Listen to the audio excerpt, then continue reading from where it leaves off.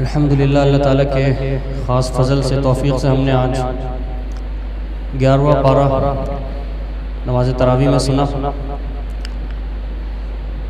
11ویں پارے کا مختصر خلاصہ پیش کیا جا رہا ہے، سب ساتھی غور و فکر سے سماعت فرمائیے۔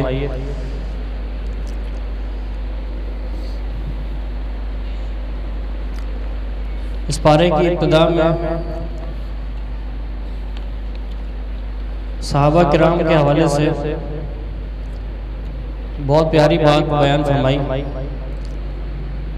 کہ جو آپ صلی اللہ علیہ وسلم کے صحابہ تھے، والسابقون الاولون من المہاجرین والانصار، جو صحابہ سبقت پا جانے والوں میں سے تھے، انصاری صحابہ اور جو مہاجرین صحابہ، یعنی جنہوں نے مکہ سے مدینہ کی طرف ہجرت کی، اور جو مدینہ کے صحابہ تھے جنہوں نے اسلام کی اور صحابہ کی نصرت کی، مدد کی، ان کو انصار کا لقب دیا گیا۔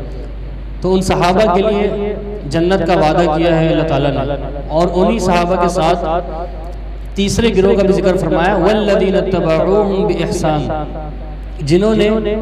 جن لوگوں نے، وہ لوگ جو صحابہ کے بعد آئے، تابعین، ان کے بعد تبع تابعین، اور ان کے بعد ائمہ محدثین، اور رہتی دنیا تک آنے والے مومنین، وہ مومنین کیا شرط ہے؟ جو ان کی اتباع کریں احسان کے ساتھ، یعنی جو خلوص دل کے ساتھ صحیح طریقے سے ان کی اتباع کرے گا، تو پتہ ہی چلا کہ ایسے افراد کے لیے بھی جنت کا وعدہ کیا گیا ہے۔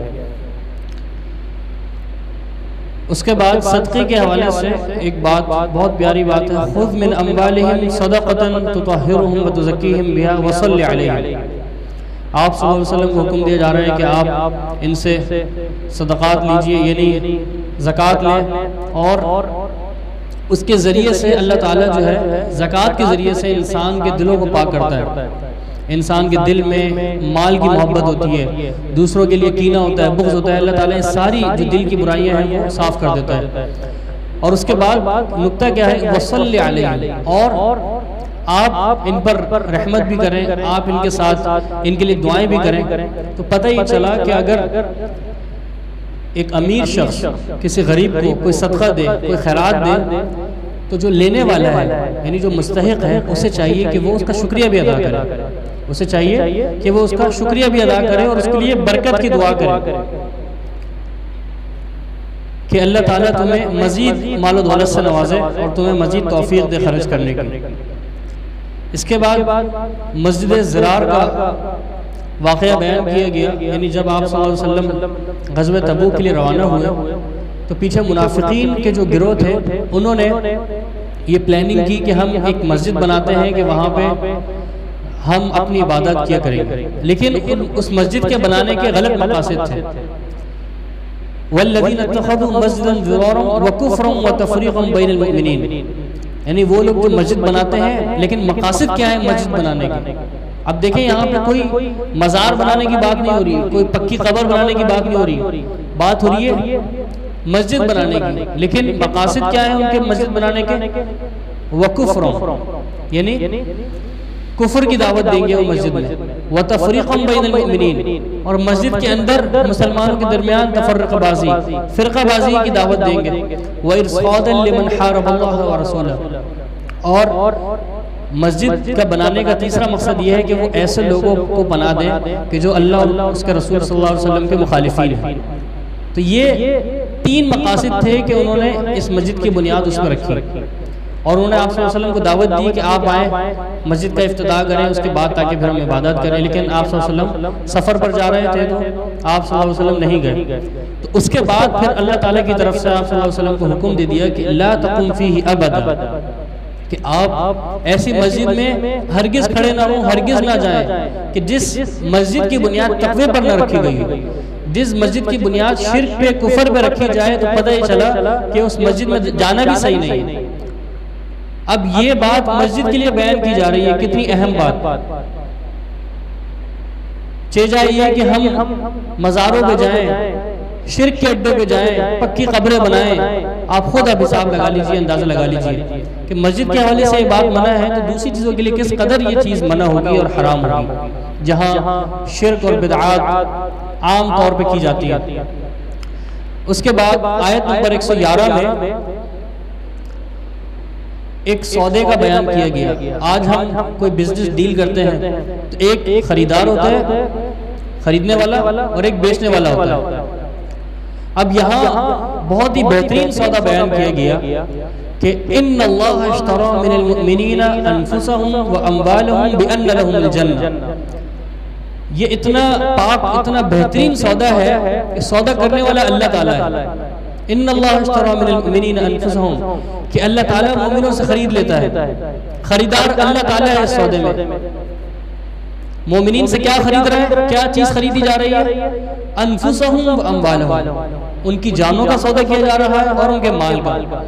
یعنی انسان کو ان دونوں چیزوں سے بہت زیادہ محبت ہوتی ہے. اپنے مال سے بھی محبت کرتا ہے، اپنی جان سے بھی محبت کرتا ہے. اگر یہ دو چیزیں اللہ تعالیٰ کی راہ میں انسان قربان کر دے، خرچ کر دے، تو اس کا بدلہ کیا ہوگا؟ یعنی اس کاروبار کا فائدہ کیا ہوگا، نفع کیا ہوگا اسی ڈیل کا؟ بِأَنَّ لَهُمُ الْجَنَّةَ.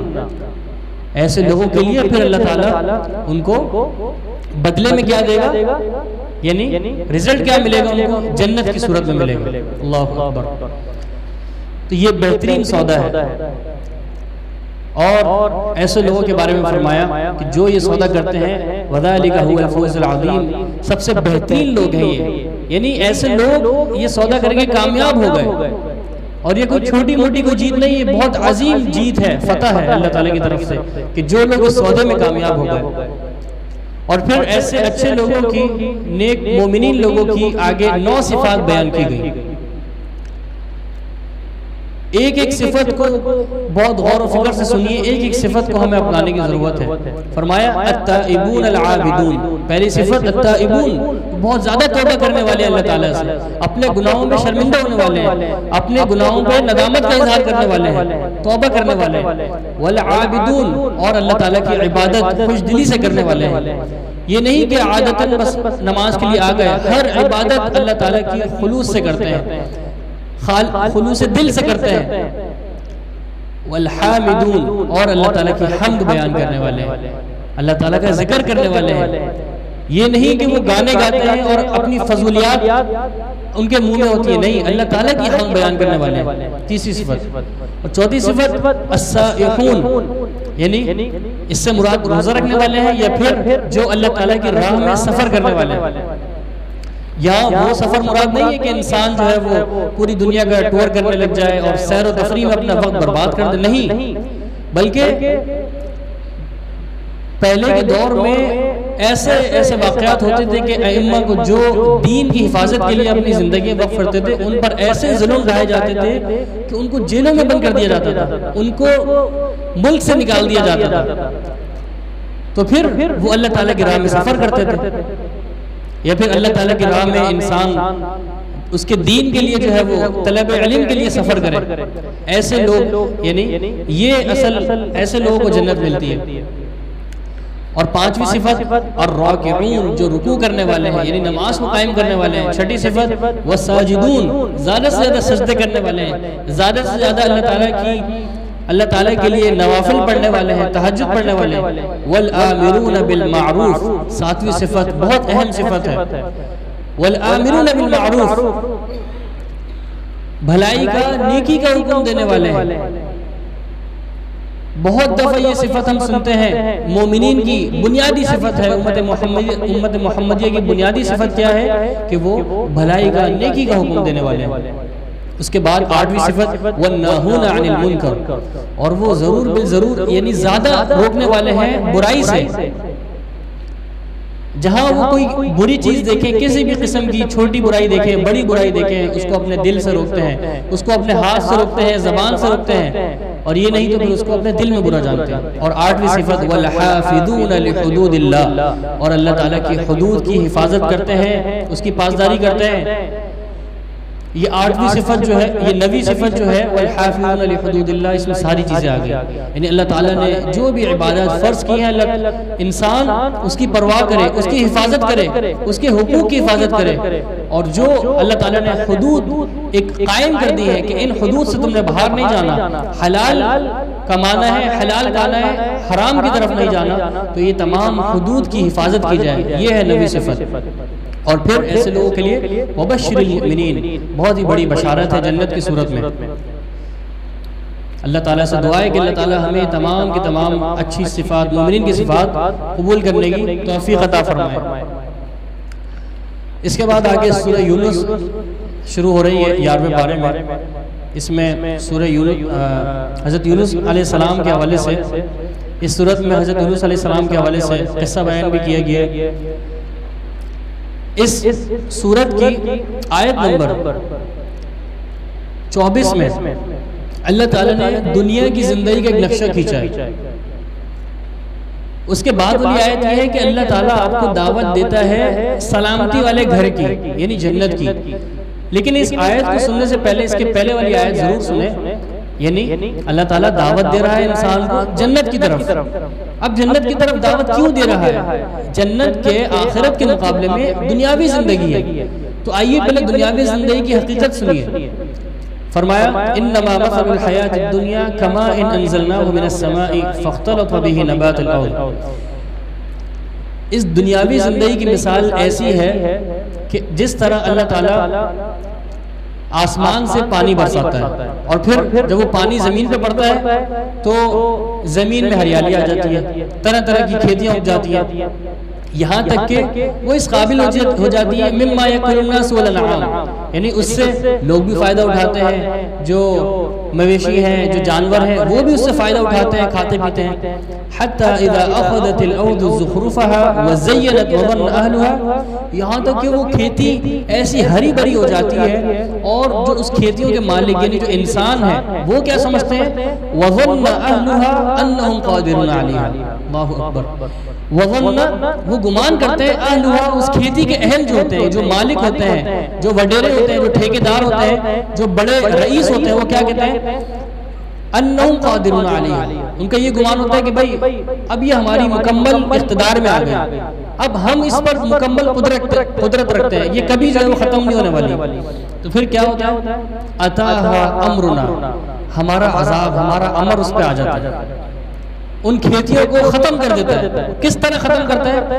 لیلاً او نہارا، ایک دن کے ایک پہر میں، رات میں ایسا عذاب آتا ہے کہ فجعلناها حصیداً کأن لم تغن بالامس، اس کھیتیوں کو ایسا اجاڑ دیتا ہے کہ کأن لم تغن بالامس، جیسا کہ کل اس کا وجود ہی نہیں تھا، جیسا کہ کل اس کا بالکل وجود ہی نہیں تھا۔ اور یہ اللہ تعالیٰ کی سنت ہے کہ جو بھی اللہ تعالیٰ کے حقوق کو پامال کرے گا، اللہ تعالیٰ ان کا بالکل ایسے خاتمہ کر دیتا ہے جیسے ان کا وجود ہی نہیں تھا۔ یہ بات ہم نے حضرت شعیب علیہ السلام کی قوم کے حوالے سے بھی آپ کے سامنے ذکر کی تھی کہ جنہوں نے اللہ تعالیٰ کو اور آپ کے رسول کو یہ چیلنج کیا کہ ہم آپ کو نکال دیں گے اگر آپ نے ہماری بات نہیں مانی، ہم آپ کو اپنے ملک سے، اپنے قریے سے نکال دیں گے، یہاں تک کہ آپ ہمارے دین میں لوٹ جائیں۔ ان کے ساتھ بھی یہی حال ہوا تھا کہ کأن لم یغنوا فیہا، ان کو ایسا ختم کیا گیا جیسا کہ ان کا وجود ہی نہیں تھا۔ واللہ المستعان، اللہ تعالی ہم سب کو اپنی پناہ میں، اپنی حفاظت میں رکھے۔ اس کے بعد اب یہ دنیا کی زندگی کی حقیقت ہے، یعنی انسان کو 2-4 پیسے مل جائیں تو وہ یہ سمجھتا ہے کہ میرا اس میں مکمل اقتدار ہے، تو یہ کچھ نہیں ہے۔ اس کے بعد اللہ تعالیٰ کہتا ہے کہ اس دنیا میں کچھ نہیں رکھا۔ اس کے بعد واللہ یدعو الی دار السلام، میں تمہیں دعوت دیتا ہوں دار السلام کی، یعنی سلامتی والے گھر کی، کیونکہ اس دنیا میں کہیں سلامتی نہیں ہے انسان کو، اس دنیا میں صحیح امن نہیں مل سکتا، اگر کچھ وقت کے لیے امن مل بھی جائے تو وہ عارضی ہے۔ تو اللہ تعالیٰ کہتا ہے واللہ یدعو الی دار السلام، کہ اللہ تعالیٰ تمہیں سلامتی والے گھر کی طرف دعوت دے رہا ہے، یعنی جنت کی طرف دعوت دے رہا ہے۔ آ جاؤ۔ آج اس دنیا میں ایک مسلمان دوسرے مسلمان کو دعوت دیتا ہے، جیسا کہ آپ کو پتہ ہے ایک مسلمان کے دوسرے مسلمان پر بنیادی بہت سے حقوق ہیں، اس میں سے ایک یہ بھی ہے کہ جب ایک مسلمان دوسرے مسلمان کو دعوت دے، کھانے کی دعوت، ولیمے کی دعوت، تو وہ قبول کرے اس کی دعوت۔ یعنی ایک مخلوق کو چاہیے کہ وہ دوسرے مخلوق کی دعوت کو قبول کرے، لیکن کیا کہنا ہے ایسی دعوت کا کہ جو دعوت دینے والا خالق ہے، یعنی خالق آپ کو دعوت دے رہا ہے اور وہ بھی سلامتی والے گھر کی۔ اور پھر وَيَهْدِي مَن يَشَاءُ إِلَىٰ صِرَاطٍ مُسْتَقِيمٍ، یعنی اللہ تعالیٰ آپ کو ہدایت دے رہا ہے، راستہ دکھا رہا ہے سیدھے راستے کی طرف۔ تو ہمیں چاہیے کہ ہم نیک اعمال کریں تاکہ ہمارا جنت کا راستہ آسان ہو جائے. اور پھر آگے آیات میں یہ بیان کر دیا کہ یہ جو قرآنی آیات ہیں، نصیحتیں ہیں کتاب و سنت کی صورت میں، یہ بالکل حق ہے. یعنی حق اسے کہتے ہیں کہ جس میں 1% بھی شک کی گنجائش نہ ہو، جس میں 1% بھی شک کی گنجائش نہ ہو، جو 100% سچ اور حق، بالکل کھری بات ہو، بالکل صحیح بات ہو. تو اللہ تعالیٰ کہتا ہے فَذَلِكُمُ اللَّهُ رَبُّكُمُ الْحَقُّ، تو یہ اللہ تعالیٰ کی طرف سے، تمہارے رب کی طرف سے حق ہے بالکل. فَمَاذَا بَعْدَ الْحَقِّ إِلَّا الضَّلَالُ، تو بس حق کے بعد کیا بچ جاتا ہے؟ حق کے بعد جو ساری چیزیں بچ جاتی ہیں وہ گمراہی ہوتی ہے. تو آج حق کی پہچان یہ ہے، اگر ہم حق پہ آنا چاہتے ہیں تو ہمیں دیکھنا ہے کہ جو دلائل ہمارے سامنے پیش کیے جا رہے ہیں وہ صحیح ہیں کیا؟ وہ کتاب و سنت سے پیش کیے جا رہے ہیں؟ اگر وہ قرآن و سنت سے پیش کیے جا رہے ہیں تو وہ حق پر ہیں. اس کے بعد آگے اللہ تعالیٰ نے اس دنیا کی زندگی کا ذکر کیا، تو اس پوری کی پوری دنیا کی زندگی جو ہے اس کی ایک اور حقیقت بیان کر دی کہ وَيَوْمَ يَحْشُرُهُمْ كَأَن لَّمْ يَلْبَثُوا إِلَّا سَاعَةً مِّنَ النَّهَارِ يَتَعَارَفُونَ بَيْنَهُمْ، کہ جس دن اللہ تعالیٰ تمام کی تمام مخلوقات کو میدان حشر میں جمع کرے گا، تو وہ مخلوقات اس دنیا میں مختصر سے زندگی گزار کے آئے ہوں گے. كَأَن لَّمْ يَلْبَثُوا إِلَّا سَاعَةً مِّنَ النَّهَارِ، یعنی صبح کا ایک پہر، اس کے مثل وہ اتنی سی مختصر سی زندگی گزار کے آئے. اور اس کا معنی کیا ہے؟ جیسا کہ ہم سب جانتے ہیں کہ بخاری کی روایت ہے، آپ صلی اللہ علیہ وسلم کہتے ہیں کہ میری امت کی جو اکثریت ہے وہ 60 سے 65 اتنی عمر جو ہے وہ اس کو ملے گی، اور اس کو کراس کرنے والے بہت ہی کم لوگ ہیں. آج ہم دیکھتے ہیں کہ عموماً ایک انسان کی جو عمر کی مقدار ہے وہ یہی 60 سے 65 سال کی عمر ہے، اس کے بعد انسان اس دنیا سے چلے جاتا ہے. تو کیا مطلب ہے اس کا کہ اللہ تعالیٰ کہتا ہے کہ بہت ہی کم حصہ آپ اس دنیا میں گزار کے آئے ہیں. سورہ مومنون میں اس کے جواب ہے کہ جب پوچھا جائے گا قَالَ كَمْ لَبِثْتُمْ فِي الْأَرْضِ عَدَدَ سِنِينَ، کہ بھئی کتنے دن گزار کے آئے ہو، تم کتنا عرصہ گزار کے آئے اس دنیا میں، تو فرمایا جائے گا قَالُوا لَبِثْنَا يَوْمًا أَوْ بَعْضَ يَوْمٍ فَاسْأَلِ الْعَادِّينَ. لوگ کیا کہیں گے کہ ہم تو ایک دن رہے ہیں یا دن کا ذرا سا کچھ حصہ. یعنی اللہ تعالیٰ کے ہاں جو دن ہوگا وَإِنَّ يَوْمًا عِنْدَ رَبِّكَ كَأَلْفِ سَنَةٍ مِّمَّا تَعُدُّونَ، 1000 سال کے برابر ہے اللہ تعالیٰ کے ہاں ایک دن. یعنی آج جو ہمارے دن ہیں اگر 1000 سال بن جائے نا تو وہ اللہ تعالیٰ کے ہاں کا ایک دن ہے. تو اب حساب لگا لیجئے، یعنی اس دن میں سے اگر 60-65 سال کا ہم حصہ لگائیں تو وہ بہت ہی مختصر سا بنتا ہے. تو یہ ہے حقیقت اس دنیا کی. اور پھر یتعارفون بینہم، مثال کے طور پہ آج اگر ایک ہم بس اسٹیشن پہ کھڑے ہوئے ہیں، ہم انتظار کر رہے ہیں بس کا، ٹرین اسٹیشن پہ کھڑے ہوئے ہیں، ٹرین کا انتظار کر رہے ہیں، کتنی دیر کھڑے ہوتے ہیں؟ 10 سے 15 منٹ، 5 سے 10 منٹ ہم ویٹ کرتے ہیں. اتنے میں کوئی دوسرا مسافر آ جائے، اس سے حال احوال پوچھ لیے، اس سے سلام دعا کر لی. یعنی یتعارفون بینہم، کہ آپس میں ایک دوسرے کو متعارف کروایا، بس اتنا ہی وقت تھا اور پھر ٹرین آ گئی، قیامت کی گھڑی آ گئی اور پھر دنیا ختم. اتنی مختصر زندگی ہے انسان کی. اور آج ہم کن کن مشاغل میں ہم نے اپنے آپ کو مشغول کر لیا ہے، کن کن فضولیات میں ہم پڑے ہوئے ہیں. ایک ایک وقت، ایک ایک لمحہ، ایک ایک سیکنڈ ہمارا قیمتی ہے اس دنیا میں. اس کے بعد آگے ایسے لوگوں کے بارے میں فرمایا کہ جو اللہ تعالیٰ کی بات نہیں مانتے، جو حق کو تسلیم نہیں کرتے. اس کی بنیادی وجہ کیا ہوتی ہے؟ فرمایا بل کذبوا بما لم يحيطوا بعلمه، کہ جو تکذیب کرتے ہیں نا، اصل میں ان کی جو وجہ ہے تکذیب کرنے کی، حق کو جھٹلانے کی، وہ یہ ہے بما لم يحيطوا بعلم، ان کو علم ہی نہیں ہے، وہ جاہل ہے بالکل. ان کو جہالت میں گھرا ہوا ہے، ان کو معرفت ہی نہیں کہ آپ جو بات بیان کر رہے ہیں قرآن و حدیث کی، تو ان کو احسن انداز سے اگر آپ نصیحت کریں تو پھر ان کے دل پہ یہ نصیحت کام آئے گی اور وہ حق کو قبول کر لیں گے. اس کے بعد قیامت کے حوالے سے ایک اور بہترین بات بیان کی گئی، بہت ہی بنیادی بات، اس کو لے کے جائیے کہ قیامت کے دن ایک انسان وہ انسان کہ جس نے اس پوری زندگی میں 60-65 سال کی زندگی میں کفر کیا، شرک کیا یا منافقت کے ساتھ اس پوری زندگی کو گزارا، تو قیامت کے دن ہوگا کیا؟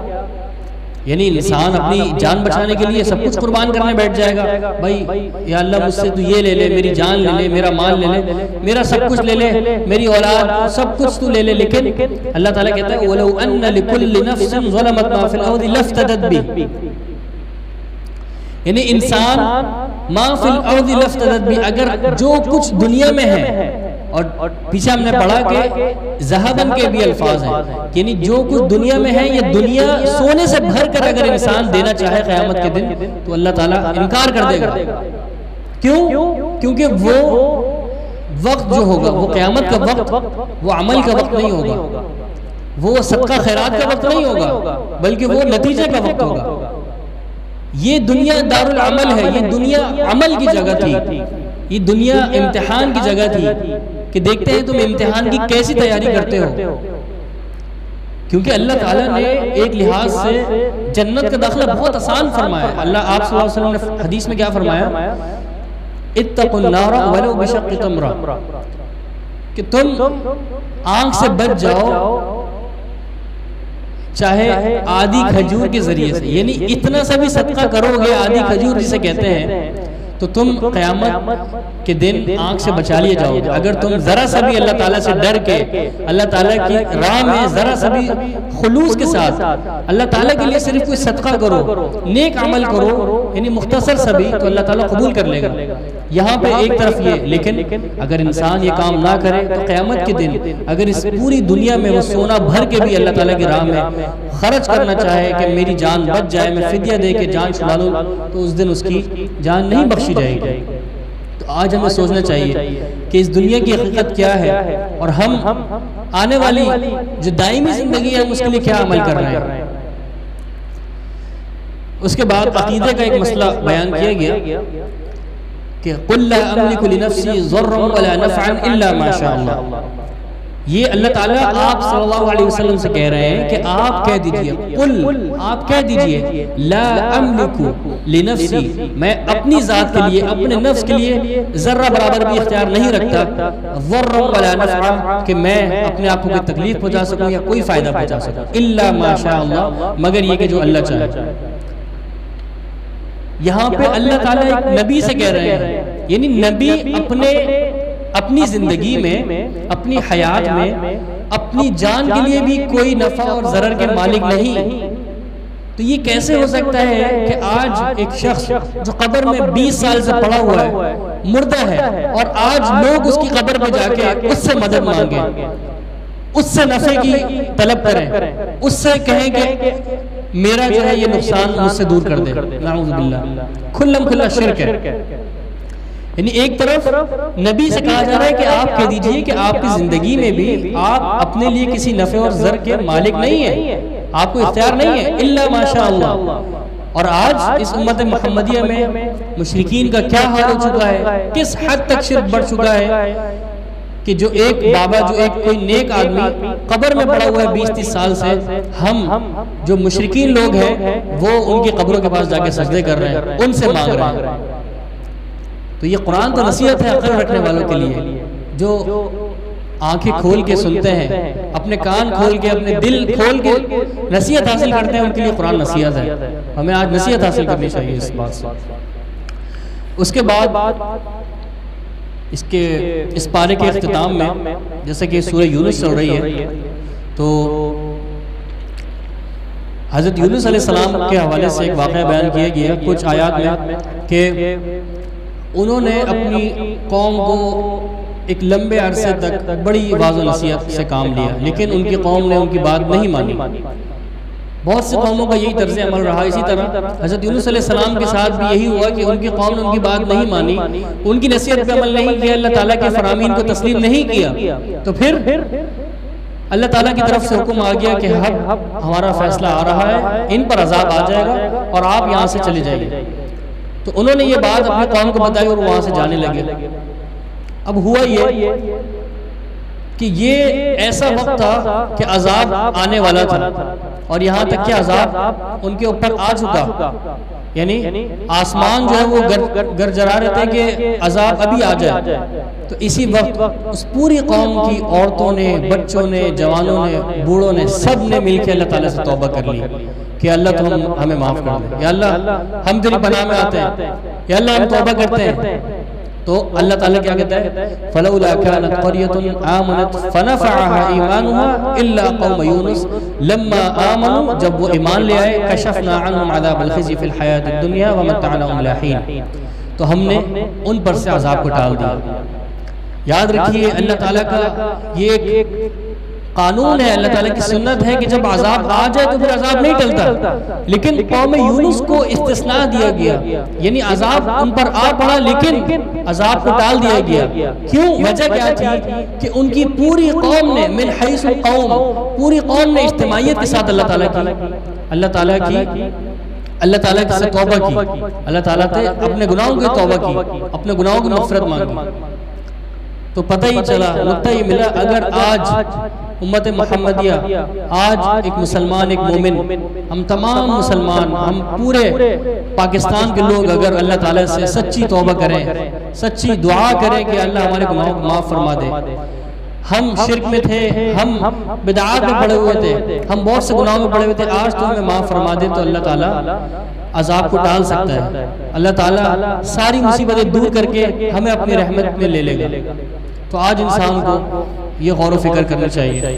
تو یہ مختصر سا خلاصہ تھا 11ویں پارے کا۔ اللہ تعالیٰ سے دعا ہے کہ اللہ تعالیٰ جو نصیحتیں کی گئیں، جو اللہ تعالیٰ کا کلام آپ کے سامنے پیش کیا گیا، اس پر سن کر عمل کرنے کی توفیق عطا فرمائے اور اس پیغام کو آگے پہنچانے کی بھی توفیق عطا فرمائے۔ جزاکم اللہ خیر، وآخر دعوانا الحمدللہ رب العالمین۔